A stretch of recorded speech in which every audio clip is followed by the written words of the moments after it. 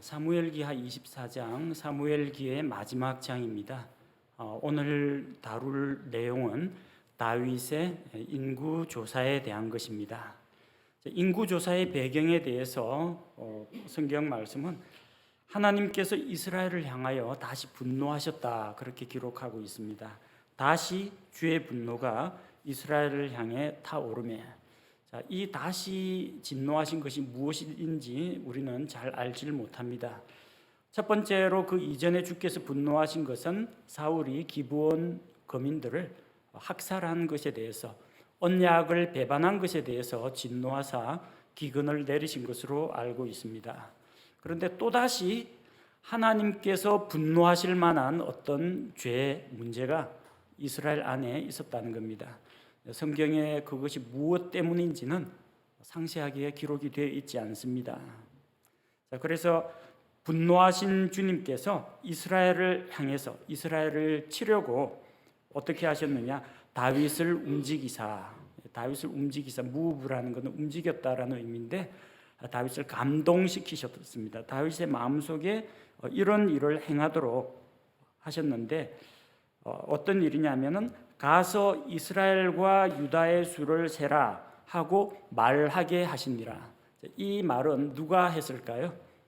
가서 이스라엘과 유다의 수를 세라 하고 말한 사람은 누굽니까? 다윗이 말하게 하신 것입니다. 다윗의 입을 통해서 이 왕명이 나오게 하신 것입니다. 하나님께서 다윗의 마음을 움직여서 이스라엘의 인구를 계수하게 하셨는데, 다윗이 이러한 말로 명령을 내리게 말하게 하신 겁니다. 말한 사람은 다윗이에요. 이 내용으로 말한 사람은 다윗입니다. 개역에서는 이게 주어가 좀 모호합니다. 주께서 친히 인구를 조사하라고 말씀하신 것처럼 되어 있어요. 사무엘기하 24장 1절이 개역에는 어떻게 되어 있느냐면, 여호와께서 다시 이스라엘을 향하여 진노하사 저희를 치시려고 다윗을 감동시키사 가서 이스라엘과 유다의 인구를 조사하라 하신지라. 조사하라 하신지라. 하신지라는 하나님이니까 존칭을 썼겠죠. 그러면 하신지라 앞에 나오는 내용은 하나님께서 하신 말씀이 됩니다. 그래서 개역으로 보면은 하나님께서 가서 이스라엘과 유다의 인구를 조사하라 라고 말씀하셨다가 되어버립니다. 근데 우리 킹제임스 성경에 보니까 다윗으로 하여금 이러한 말을 하도록 하나님께서 하셨다라는 겁니다. 다윗은 왜 이런 인구조사를 마음속에 생각하게 되었을까요? 사무엘기 하의 기록과 역대기상의 기록이 서로 다릅니다. 사무엘기하 24장 1절에는 우리가 읽은 것처럼 그분께서, 하나님이시죠, 하나님께서 그들을 치시려고 다윗을 움직이사, 그렇게 되어 있고요. 똑같은 사건을 다루고 있는데 역대기상 21장 1절에는 사탄이 이스라엘을 대적하려고 일어나 다윗을 선동하여라고 되어 있습니다. 사무엘기 하의 기록을 따르자면은 하나님께서 이 일을 하셨다, 그분께서 다윗의 마음을 움직이셨다 되어 있고, 역대기상에는 사탄이 다윗을 선동했다라고 되어 있습니다. 어느 게 맞습니까? 하나님의 말씀이기 때문에 둘 다 맞습니다. 결국은 사탄이 다윗의 그 교만한 마음을 부추겨 가지고 그를 유혹해서 인구조사를 하도록 한 것입니다. 그러나 주께서는 다윗이 이 사탄에게 시험 받는 것을 허락하신 겁니다. 사탄이 다윗을 시험하는 것을 허락하시고, 다윗이 자기의 믿음을 입증하든지 아니면 자기의 욕심대로, 자기의 교만한 마음대로 인구조사를 하든지 하나님께서는 그냥 내버려 두셨습니다. 그러나 이 인구조사라든지 다윗이 사탄에게 선동당하는 이 모든 것이 하나님의 주권 하에서 일어났다는 것은 이제 분명합니다. 그래서 총체적으로 볼 때는 하나님께서 이 모든 것이 일어나는 환경과 다윗을 시험에 들도록 내버려 두신 것이 하나님의 손 안에서 일어난 것이라고 기록을 하고 있고, 역대기상은 사탄이 다윗을 충동질했다라고 기록하고 있습니다. 자, 그럼 인구조사는 하나님 책임일까요? 아니면 사탄의 책임일까요? 다윗의 책임입니다. 하나님이 잘못하신 것도 아니고 이거는 내 잘못이 아니라 사탄이 시켜서 어쩔 수 없이 이렇게 변명을 할 수도 있는 것이 아닙니다. 사탄이 다윗의 마음을 충동질 하더라도, 선동하더라도 다윗이 안 넘어가면, 시험에 넘어가지 않으면 그만입니다. 하나님께서는 그것을 기대하시고 다윗의 믿음을 한번 보고자 하신 것입니다. 너가 하나님께 순종하느냐, 너의 욕망에 따라서 사탄에게 순종하느냐, 하나님께서는 이것을 가지고 다윗의 마음을 저울질하신 것입니다. 우리는 어떤 일이 일어난 것을 볼 때, 자기한테 안 좋은 일이나 재앙이 일어났을 때 하나님도 무심하시지 왜 나에게 이런 시련을, 보통 하나님을 원망합니다. 아니면 이것은 악한 영적 세력이 나를 핍박하는 것이야, 책임을 영적 세력에게 돌려버릴 수도 있습니다. 그러나 먼저 우리 자신을 돌아봐야 합니다. 나에게는 잘못이 없는가? 내가 사탄에게 빈틈을 허용하지는 않았는가? 자기 자신을 돌아볼 필요가 있습니다. 자, 그래서 다윗이 어떤 일을 했느냐? 가서 이스라엘과 유다의 인구를 조사하라고 요압에게 인구 조사를 지시했습니다. 2절에 보니까 왕이 자기와 함께한 군대대장 요압에게 이르되 이제 너희는 단에서부터 브엘세바에 이르기까지 이스라엘의 모든 지파를 두루다니며 백성을 계수하여 내가 백성의 수를 알게 하라. 인구조사를 지시했습니다. 단에서부터 브엘세바에 이르기까지. 단은 이스라엘의 최북단에 있습니다. 브엘세바는 이스라엘의 최남단 사막으로 통하는 마지막 도시입니다. 단에서 브엘세바까지, 우리식으로 이야기하면 백두에서 한라까지, 이런 식으로 이스라엘 전역을 아울러 말할 때 단에서 브엘세바까지라고 합니다. 이스라엘 모든 지파를 다니면서 백성의 숫자를 계수해서 자기에게 알려달라고 하는 겁니다. 인구 조사할 때 모든 사람의 인구를 다 세지는 않습니다.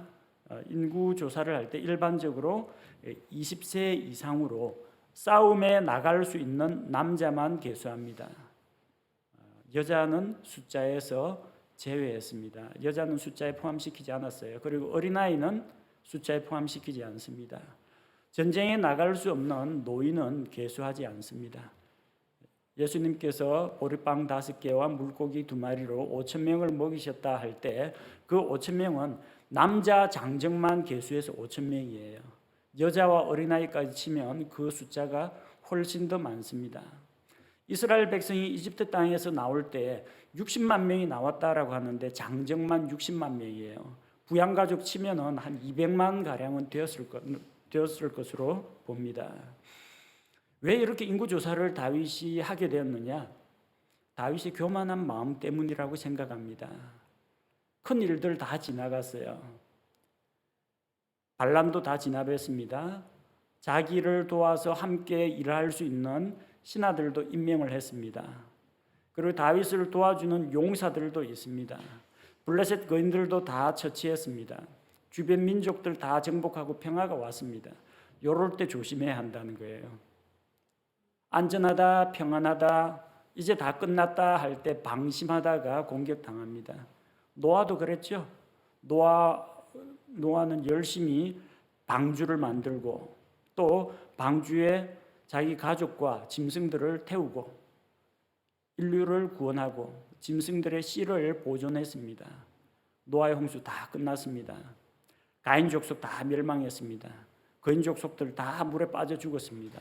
노아가 이제 제2의 아담처럼 인류를 다시 시작하게 됩니다. 주변에 대적이 없어요. 자기 가족이고 다 동물들이에요.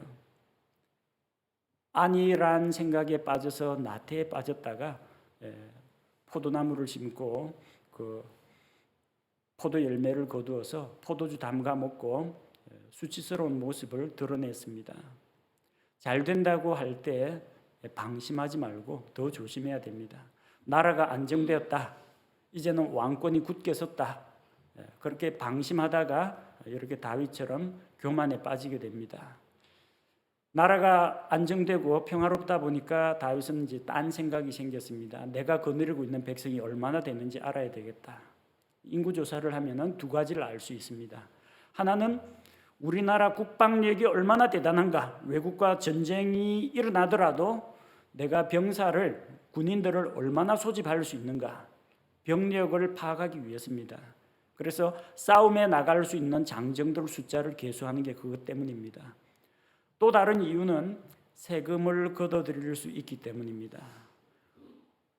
일할 수 있는 장정이 얼마나 되는지 알면은 나라의 경제력이 나옵니다. 앞으로 세금을 바칠 수 있는 사람들 숫자가 나오고 왕실 재정을 얼마나 확보할 수 있을지 알 수 있게 된다는 겁니다. 사실 인구 조사 자체가 죄가 되는 건 아닙니다. 민수기에도 인구 조사 이야기가 나오잖아요. 근데 뭐가 문제냐면은 그 인구 조사가 하나님의 명령에 의해서 행해진 것이 아니라는 거예요. 다윗의 교만한 마음 때문입니다. 하나님의 능력을 의지하면은 군대의 숫자가 비록 부족하더라도 전쟁에서 이깁니다. 하나님께서 함께 하시면 백성의 숫자가 적더라도 나라의 경제력이 튼튼해집니다. 근데 지금 다윗은 뭘 보고 있느냐? 하나님의 능력을 보고 있는 게 아니라 백성의 머리 숫자를 가지고 정치하려고 하고 있는 거예요. 백성의 숫자가 경제력이고 백성의 숫자가 국방력이라고 지금 착각하고 있는 겁니다. 하나님이 안중에 없습니다. 사람을 의지하려고 하는 겁니다. 이게 잘못이에요. 인구조사 자체가 죄가 아니라 인구조사를 통해서 하나님 대신 사람의 머리 숫자를 의지하고자 하는 것이 하나님 앞에서 교만의 죄라는 겁니다. 신하들에게 명령을 내렸는데 요압을 비롯한 군대 대장들이 왕에게 의문을 제기합니다. 3절에 보니까 요압이 왕에게 반론을 제기합니다. 백성이 얼마나 많든지 지금 백성의 숫자가 얼마든지 그 상관없습니다. 왕의 하나님께서 백성에게 100배나 더해 주실 수가 있습니다. 그래서 왕에게 보여줄 수가 있습니다. 그런데 왕께서는 어찌하여 이런 일을 기뻐하시나이까? 하나님의 허락도 없이 하나님의 명령도 아닌데 왜 임의로 인구조사를 해서 이 백성의 숫자를 세고자 하느냐? 이런 이야기입니다. 이스라엘 백성은 하나님 이외에는 셀 수가 없습니다. 하나님께서 아브라함에게 약속하셨죠. 하늘의 별과 같이 많은 자손들을, 땅의 티끌같이 많은 자손들을 내게 주겠다. 하늘의 별을 세어보라. 셀 수 있느냐? 셀 수 없어요. 땅의 티끌을 셀 수 있느냐? 셀 수가 없습니다.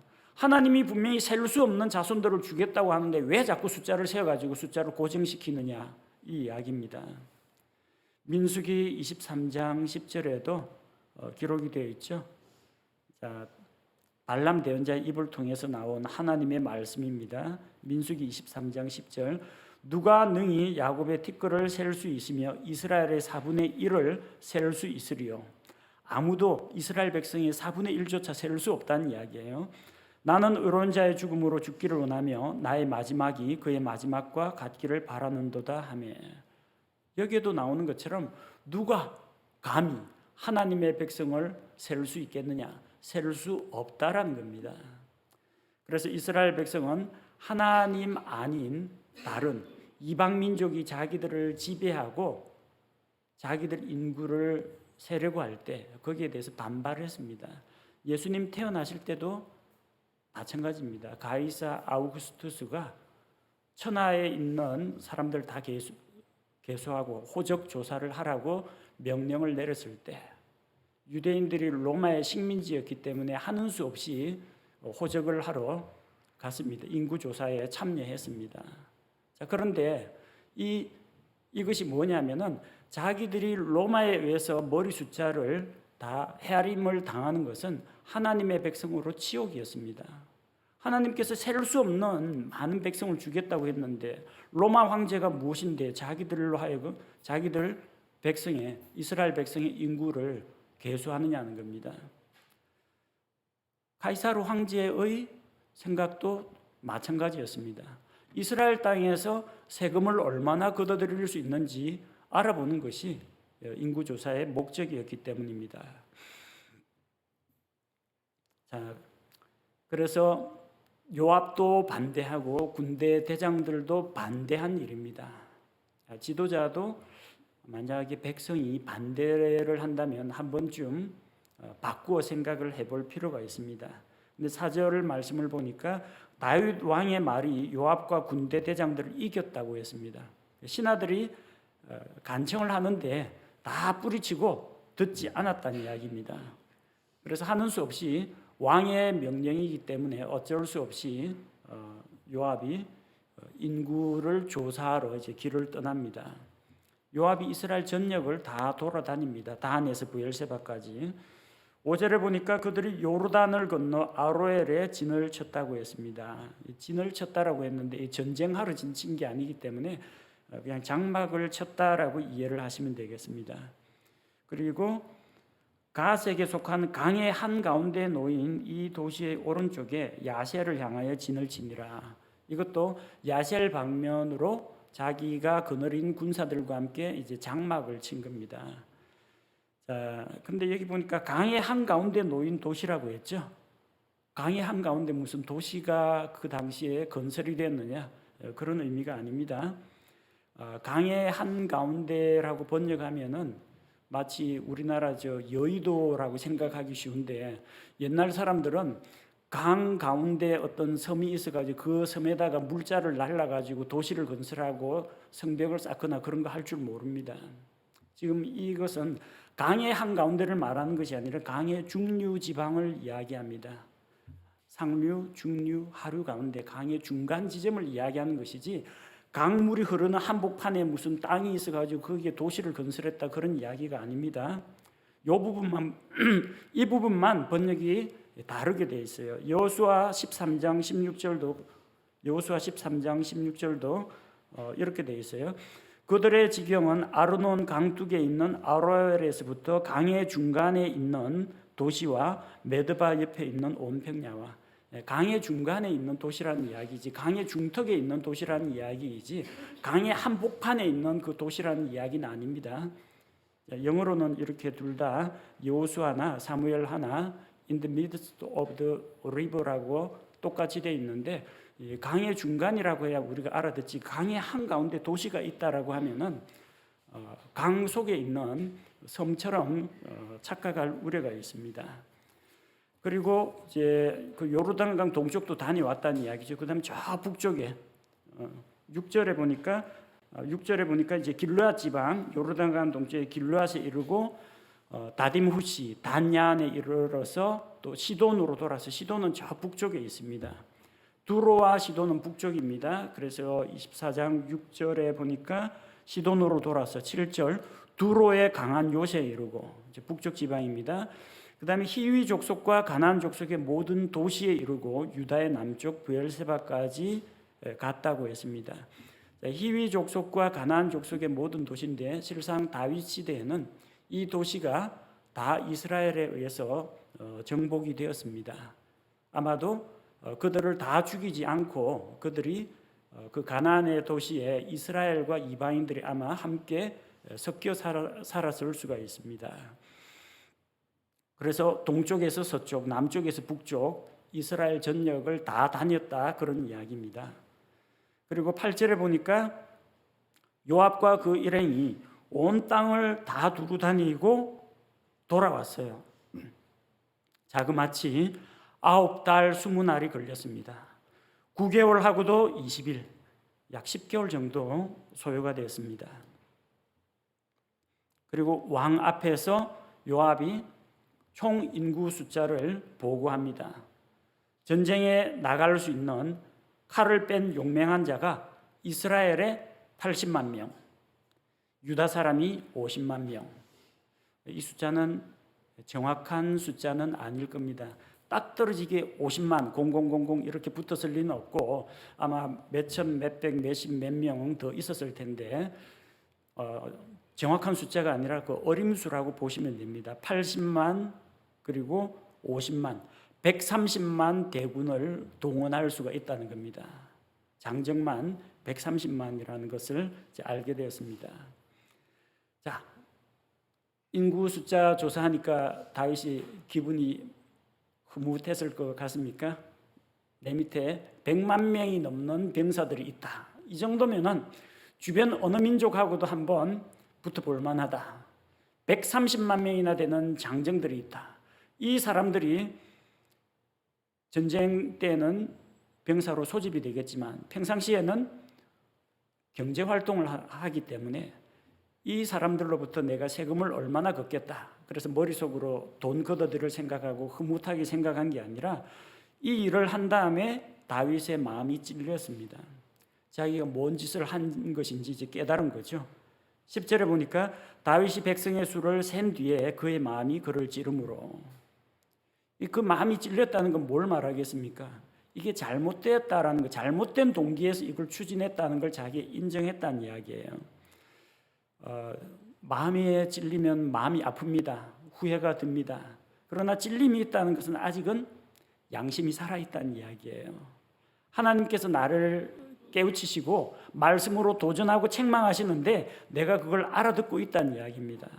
찔림을 받고 있다는 것은 그만큼 내 마음이 아직까지 유순하고 말씀을 받아들일 마음 자세가 되어 있다는 이야기입니다. 그래서 다윗이 하나님께 기도합니다. 내가 행한 일로 인해 크게 죄를 지었나이다. 인구조사 자체는 죄가 아닙니다. 그렇지만 내가 하나님을 의지하지 않고 백성의 숫자를 의지하고자 한 이것이 죄라는 것을 고백합니다. 오 주여 이제 간청하옵나니 주의 종의 불법을 제거하여 주옵소서. 내가 심히 어리석게 행하였나이다. 자, 다윗이 뛰어난 점은 다윗이 완벽한 인물이기 때문에 우리가 존경하는 게 아닙니다. 다윗도 실수가 있고 약점이 많은 사람이에요. 다윗은 바세바와 간음을 했습니다. 우리아를 전쟁터에 내보내서 적의 손에 죽게 만들었습니다. 인구조사를 했습니다. 신하들의 말을 듣지 않았습니다. 여러 가지 잘못한 것이 있어요. 사람은 누구나 다 잘못을 저지릅니다. 우리도 그렇고 다윗도 그렇고 완전한 사람은 없습니다. 근데 다윗이 하나님 앞에 인정을 받은 것은 그가 완벽하고 결점이 없는 사람이기 때문이 아닙니다. 우리와 똑같이 연약함에 쌓인 존재이지만 자기 잘못을 깨달았을 때 찔림을 받고 뉘우치고 하나님 앞에 죄를 자백하고 회개하고 용서를 구했기 때문에 하나님께서 그를 인정하신 것입니다. 다윗은 하나님께 기도했습니다. 내가 어리석게 행했습니다. 나의 불법을 제거하여 주십시오. 하나님 앞에 뉘우치고 회개하는 모습을 보였다는 겁니다. 그래서 하나님께서 다윗에게 대언자를 보내주셨습니다. 11절 말씀해 보니까 주의 말씀이 다윗의 선견자로 있던 대언자 갓에게 임했다고 했습니다. 선견자라는 단어가 나오고요, 대언자라는 단어가 나옵니다. 하는 역할은 똑같습니다. 선견자는 이제 보는 자, see 보다, seer 보는 자. 선견자 미리 본다 그런 의미입니다. 근데 사람이 어떻게 미리 앞날을 내다보겠습니까? 사람은 볼 수 없어요. 하나님께서 미리 아시는 하나님께서 선견자에게 말씀을 주시기 때문에 그가 미래를 알 수 있는 것입니다. 대언자란 말은 프로페트, 대언자란 말은 대신해서 말하는 사람이라는 겁니다. 하나님께서 대언자의 입에 말씀을 넣어주시면 하나님께서 주신 그 말씀을 그대로 전달하는 자, 대언자, 대변인, 하나님의 스피커가 돼가지고 이야기하는 사람이 대언자입니다. 처음에는 원래 선견자라는 용어가 널리 사용되었습니다. 근데 나중에 선견자라고 하니까 사람들이 이제 선입견을 갖습니다. 선견자는 미리 보는 사람인가 보다. 무슨 앞날을 내다보는 심통력이 있는 사람인가 보다. 그러니까 이 하나님의 말씀을 들으러 온 게 아니라 점쟁이 찾아가듯이 선견자를 찾아가는 거예요. 우리 사무엘기상에 나왔죠. 사울이 아버지가 잃어버린 나귀를 찾으러 갔는데 나귀를 못 찾으니까 그 종이 이야기하지 않습니까? 이 동네에, 이 도시에 선견자가 있다고 하는데 우리가 선견자를 찾아갑시다. 선견자의 사무엘 이야기입니다. 근데 거기에 보면은 당시에는 오늘날 대언자라고 하는 사람들을 당시에는 선견자라고 불렀다라고 기록하고 있습니다. 똑같은 일을 하는 사람입니다. 근데 선견자, CEO 하니까 마치 미래를 내다보는 사람으로 사람이 존중을 받고 그 사람한테 장래 일을 물어보러 온다는 겁니다. 그래서 이게 용어가 나중에 하나님께서 대언자, 하나님께서 말씀을 주시면은 대언을 하는 자, 하나님께서 죄에 대해서 책망하게 하면은 그 책망을 대언자가 합니다. 하나님께서 먼 미래에 일어날 이스라엘 왕국의 미래에 대한 이야기를 주시면 예언을 합니다. 그때는 미래를 말하는 것이기 때문에 선견자 역할도 같이 하는 겁니다. 대언자가 언제나 미래만 말한 건 아닙니다. 현재 왕이 잘못하는 것을 지적한 것도 대언자의 몫이었고 하나님의 말씀을 선포하는 것도 대언자의 몫이었습니다. 그러니까 이걸 예언이나 선견자나 선지자 이런 식으로 번역하면 이제 곤란하다는 이야기입니다. 당시에 이 일을 한 사람이 가하치라는 사람입니다. 그는 대언자로서 다윗에게 선견자 역할을 해주었던 사람입니다. 그래서 하나님의 말씀을 받아가지고 선견자 가하시 다윗에게 찾아왔습니다. 자, 12절에 하나님께서 다윗에게 이번 죄에 대한 징계로 세 가지를 중에 한 가지를 택하라고 합니다.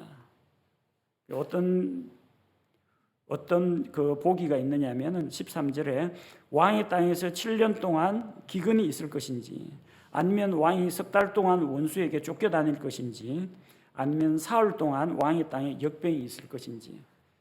옛날에 저 아버지가 저 아들들 징계할 때하고 좀 비슷하죠. 10대 맞을래, 세대 맞을래. 그래서 어느 회초리 가지고 이거 갖고 10대 맞을래, 요 회초리가 요 몽둥이 가지고 세대 맞을래. 징계 받는 건 똑같습니다. 그럼 애들은 눈치 보죠. 몽둥이로 맞아야 되나 회초리로 맞아야 되냐, 아니면은 아프게 세대 맞고 끝내는 게 나은지 조금 덜 아픈 걸로 따끔한 걸로 열 대 맞을 것인지 머릿속으로 막 계산을 하게 됩니다. 다윗은 선택해야 됩니다. 세 개 중에 하나 선택해야 돼요. 이게 자기한테만 떨어지는 게 아니라 백성에게까지 영향을 미치기 때문에 신중하게 선택을 해야 됩니다. 7년 동안의 기근, 자연재해입니다. 자연재해. 온 백성이 고통을 겪게 됩니다. 아니면 석 달 동안 그냥 내가 저지른 일이니까 내가 그냥 원수들에게 석 달 동안만 쫓길까? 근데 이것도 좀 걱정이에요. 트라우마가 있어요. 지금까지 사울한테 쫓겨다녔고 압살롬한테 쫓겨나가지고 사람한테 쫓겨다닌 게 한두 번이 아니고, 근데 내가 지금 왕국이 평안해졌는데 또 원수들에게 쫓겨다녀야 되냐?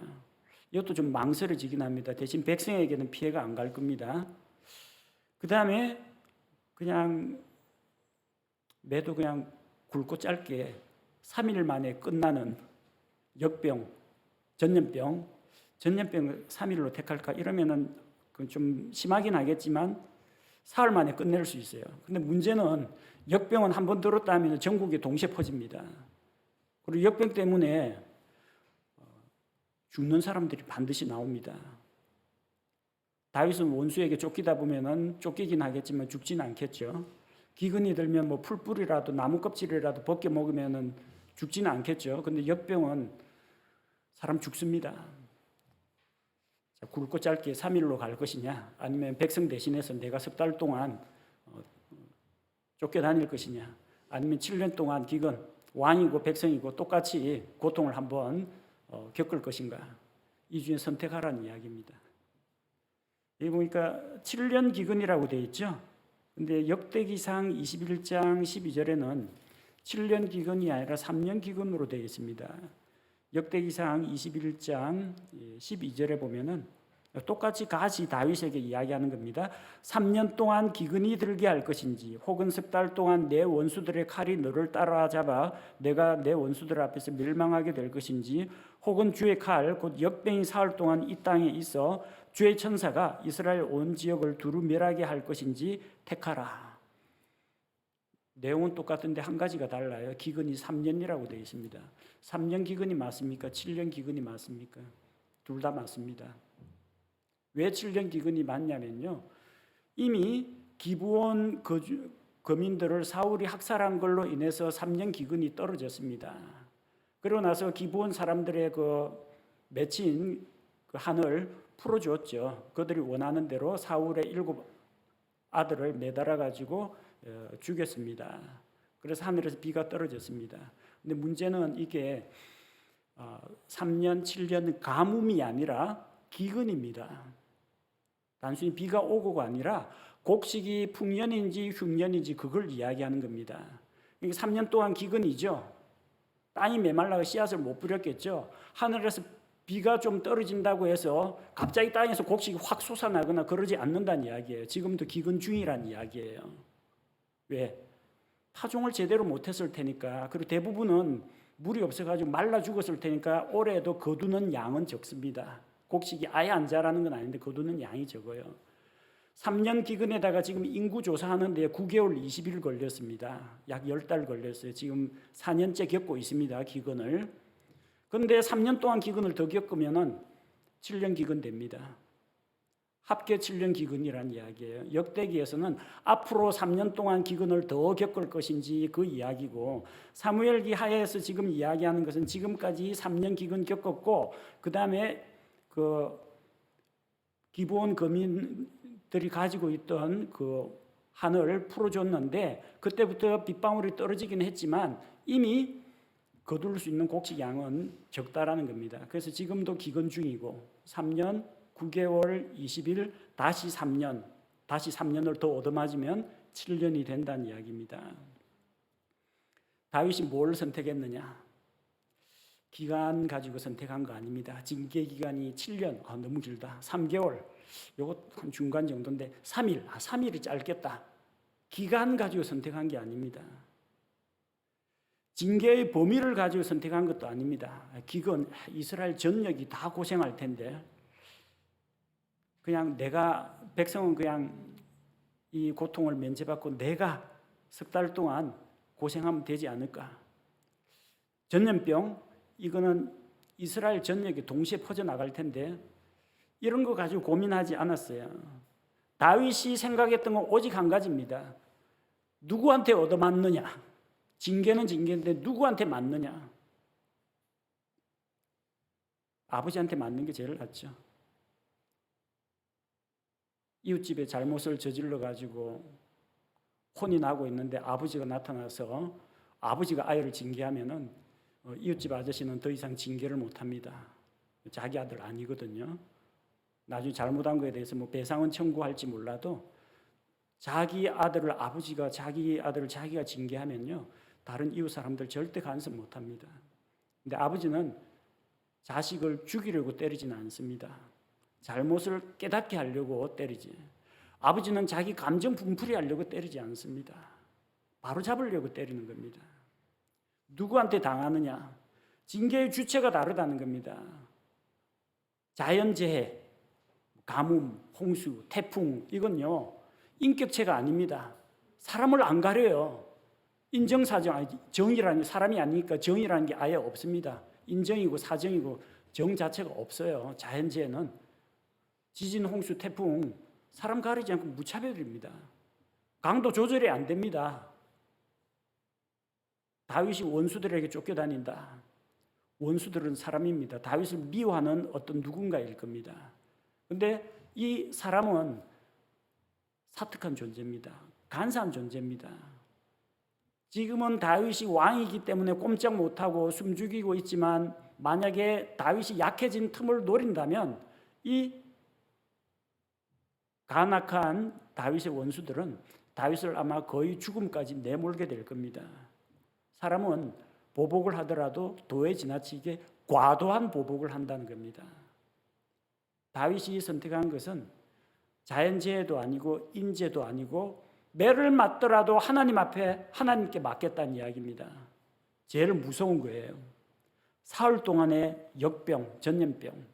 이건 사람들이 그냥 시체가 되어 죽어나갑니다. 그래도 하나님은 긍휼히 여기시는 분이다. 진노 가운데에도 긍휼을 베푸시는 분이다. 매를 맞아도 하나님께 맡겠다. 내가 하나님께 죄를 지었으니까 하나님께 징계를 당하겠다. 다윗의 생각은 14절에 나와 있죠. 다윗이 가세에게 이르되 내가 큰 곤경에 빠졌도다. 세 가지 중에 뭘 선택해야 될지 나는 알 수가 없다. 하지만 다윗이 기대하는 것은 주의 긍휼은 크니 하나님께서는 우리를 불쌍히 여기시니 이제 우리가 그분의 손에 빠지고 내가 사람의 손에 빠지지 아니하기를 원하노라. 하나님 앞에서 우리가 복을 받기도 하지만 하나님 앞에서 징계를 받을 때도 있습니다. 욥의 고백과 같이 주신 자도 주시어 취하여 가신 자도 주시니 나에게 고난을 내리시는 분도 주시니 주의 이름이 영광을 받으옵소서. 욥의 고백과 같이 다윗도 같은 생각을 가졌습니다. 내가 징계를 당하더라도 하나님의 손에 징계를 당하면 하나님께서 불쌍히 여기시고 완전한 멸망으로까지는 내몰지 않으시고 긍휼히 여기시고 손을 거두실 것이다. 그걸 기대했던 것입니다. 다윗의 인구조사는 누구 때문도 아니고 하나님 때문도 아니고 사탄 때문도 아니고 다윗의 교만한 마음 때문입니다.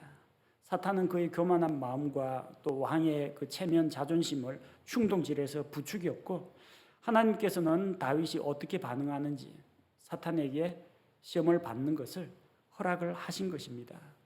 사탄은 다윗을 파멸시키려고 시험을 했지만 하나님께서는 시험을 통해서 다윗을 연단시키고 훈련시키기를 원하신 것입니다. 다윗이 교만한 마음을 품었던 것은 모든 고난과 시련이 끝나고 이제는 왕국이 안정되었다, 태평하다 생각했기 때문입니다. 그래서 왕으로서 국가의 재정과 국가의 군사력을 한번 파악해보고 그걸 의지하려고 했던 것입니다. 인구조사 자체는 죄가 아닐지라도 하나님이 아닌 백성의 머리 숫자를 믿고 의지하는 것은 교만한 죄요, 하나님을 신뢰하지 않는 죄가 된다는 것입니다. 그리고 재빨리 다윗은 누가 지적하기 전에 인구조사를 명한 다음에 스스로 마음에 찔려서 하나님 앞에 자기 죄를 자백했습니다. 내가 어리석게 행하였나이다. 나의 불법을 제하여 주옵소서. 하나님께서는 죄를 용서하시되 하나님께서는 다윗에게 징계를 내리셨습니다. 다윗은 징계를 받을 때에도 징계하시는 하나님의 긍휼을 믿고 의지했습니다. 하나님께서는 긍휼이 크시니 우리가 하나님의 손에 빠지고 사람의 손에 빠지지 않기를 원하노라. 자연재해가 아니라 하나님께 매를 맞는 것이 더 낫다. 그렇게 선택했고 역시 하나님께서는 심판과 함께 심판 중에도 다윗과 이스라엘 백성에게 긍휼을 베풀어 주셨습니다. 다윗의 마음가짐을 우리가 본받아야겠습니다. 복을 받아도 하나님께 받고 징계를 당해도 하나님의 손에 매를 맞겠다. 그렇게 할 때 하나님의 손이 우리를 만지시고 하나님의 손이 우리를 다루어 가실 것입니다. 우리 함께 기도하겠습니다. 하나님 아버지, 다윗이 교만한 마음에 어리석게도 백성의 머리 숫자를 의지하고자 인구조사를 시행한 것을 보게 됩니다. 사탄의 충동이 있었다고 할지라도 다윗이 충분히 극복할 수 있는 문제였지만 그는 하나님 앞에서 하나님을 의지하기보다는 사람을 의지하고 기대는 마음이 있었던 것을 보게 됩니다. 하나님 아버지, 우리 마음이 안일해지지 않도록, 나태해지지 않도록 채찍질하여 주옵소서. 잘된다, 평안하다 할 때 갑작스러운 고난이 닥치는 것처럼 선줄로 생각하는 자는 넘어질까 주의하라고 했는데 우리의 마음이 해이해지지 않도록, 긴장을 풀지 않도록 주님 도와주옵소서. 또한 잘못을 저질렀을 때는 즉시로 다윗과 같이 마음에 찔려 주 앞에 나와 자기의 허물과 죄를 고백하고 하나님의 용서를 구하는 이런 회개의 자세를 본받게 하옵소서. 죄로 인해서 징계를 당할 때 하나님을 원망하지 않고 징계하시는 하나님의 손길에 우리를 내어 맡기기를 원합니다. 긍휼이 풍성하신 하나님, 진노 중에도 심판 중에도 긍휼을 베푸시는 하나님을 믿고 의지하오니 주님의 손으로 우리를 만지시고 다스리시고 인도하여 주옵소서. 예수님의 이름으로 기도합니다. 아멘.